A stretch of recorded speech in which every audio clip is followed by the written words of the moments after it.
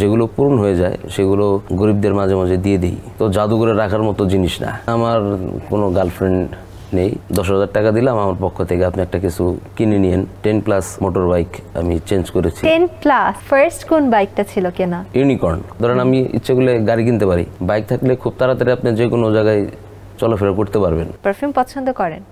খুব একটা না। একদমই না? খুব একটা না, বলছি যে খুব একটা না, করি খুব কম। আচ্ছা, কোন ব্র্যান্ডেরটা রিপিট করা হয়? One man show. ওকে, এবার আবার একটু টি শার্টে আসি। টি শার্টের সংখ্যা কতগুলো বাসায়? আমরা যেহেতু শিল্পী, আমাদের প্রতিনিয়ত চেঞ্জ করতে হয়।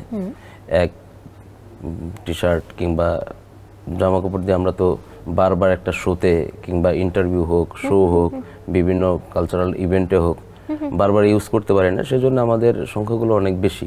ইডেন বে কক্সবাজার সমুদ্র সৈকতের উপর নিজেদের একটি ঠিকানা। মাত্র 5 লাখ টাকায় আপনিও হয়ে যেতে পারেন এই হোটেলের মালিক। ইডেন বে, আ কনসার্ন অফ ভাইয়া হোটেলস। কত হতে পারে আনুমানিক? বলা মুশকিল। ওয়ার্ড্রপ, আলমারি এগুলো সব ভরা। 500-র উপরে টি শার্ট?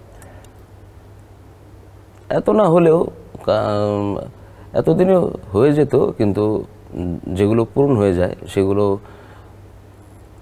গরিবদের মাঝে মাঝে দিয়ে দিই।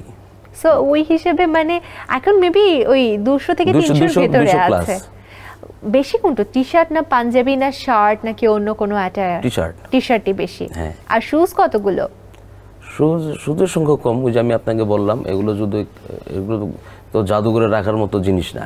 যদি আপনি যখন একটা জিনিস বেশি ইউজ করে ফেললেন, তারপর এই জিনিসগুলো গরিবদের দিয়ে দেওয়া, কিংবা অনেক আত্মীয় স্বজন আছে তাদের এগুলো দিয়ে দিই। অর্থাৎ যেটা ব্যবহার হচ্ছে না সেটা অন্যদেরকে দিয়ে দিচ্ছে, ঘরে রেখে তো লাভ নাই, আপনার নষ্ট যাতে না হয়।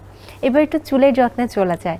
তখন দেখছিলাম যে খুব সুন্দর আপনার লম্বা চুল। এটা নিশ্চয়ই অনেক বেশি যত্ন করতে হয়, কারণ শিল্পীদের লম্বা চুল আসলে একটা অন্যরকম সৌন্দর্য দেয়।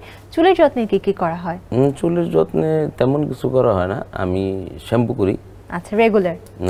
রেগুলার বলতে 2-3 দিন পর পর শ্যাম্পু করি। আচ্ছা, আর কোনো কিছুই করা হয় না? আর কোনো কিছুই করা হয় না। আচ্ছা, তার মানে গড গিফটেড গুড হেয়ার। আমার চুলগুলো কার্লি না। খুব সুন্দর, এজন্য সুবিধা একটু বেশি, আর খুব পাতলা। ওয়ার্ড্রোবের আরেকটা বিষয় নিয়ে জানতে চাই, সেটা হচ্ছে গিফটস। অনেক গিফটস তো পাওয়া হয় নিশ্চয়ই, তবে গার্লফ্রেন্ডে দেওয়া কোন গিফটটা ওয়ার্ড্রোবে যত্ন করে রাখা? না, আমার কোনো গার্লফ্রেন্ড নেই, আমি বিবাহিত।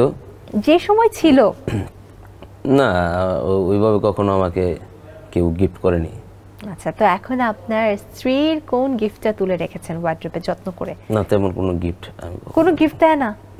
তুলে রাখিনি, আমি ওদের জন্য নিয়ে আসি। আচ্ছা, আপনাকে কিছু দেয় না, গিফট করে না? গিফট করে, আমার টাকাগুলোই সরিয়ে রাখে।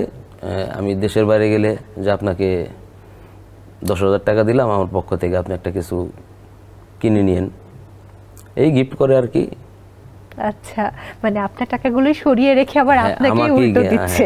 তার মানে ব্যাপারটা খুব জটিল। হ্যাঁ, জটিল।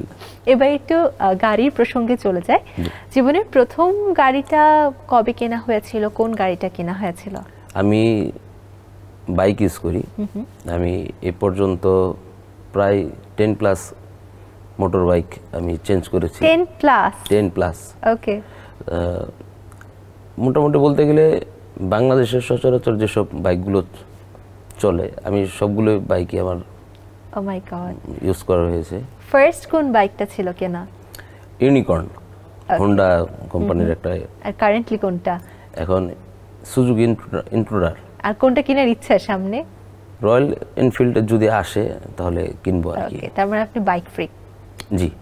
আর ঢাকায় চলতে গেলে তো বাইক ছাড়া আপনি কোনো কিছু দিয়ে চলতে পারবেন না। ধরেন আমি ইচ্ছে করলে গাড়ি কিনতে পারি, গাড়ি কিনতে গেলে গাড়ি কিনা আর হাতিপালা সমান কথা। এই গাড়ি দিয়ে এই জ্যামের ভিতরে বসে থাকার চেয়ে বাইক থাকলে খুব তাড়াতাড়ি আপনি যে কোনো জায়গায় চলাফেরা করতে পারবেন। একদম। এবং শিল্পীদের তো সবসময় সময়ের দিকে অনেক ভালো নজর রাখতে হয়, কনসার্টে বা প্রোগ্রামে একদম টাইম টু টাইম যেতে হয়, তো সেক্ষেত্রে বাইকটা আপনাদের সবথেকে বেশি। কনসার্টে যেতে গেলে আমাদের নির্দিষ্ট কিছু গাড়ি আছে, আর আমাদের তো সঙ্গে কনসার্ট করতে গেলে মিউজিশিয়ান থাকে, তো আমরা মাইক্রোতেই বেশিরভাগ যাতায়াত করি। আবার কিছু কিছু ক্ষেত্রে মানে যদি দূরত্ব বেশি হয় তখন আমরা একটা প্রাইভেট একটা মাইক্রোবাস নিয়ে নিই। ওকে।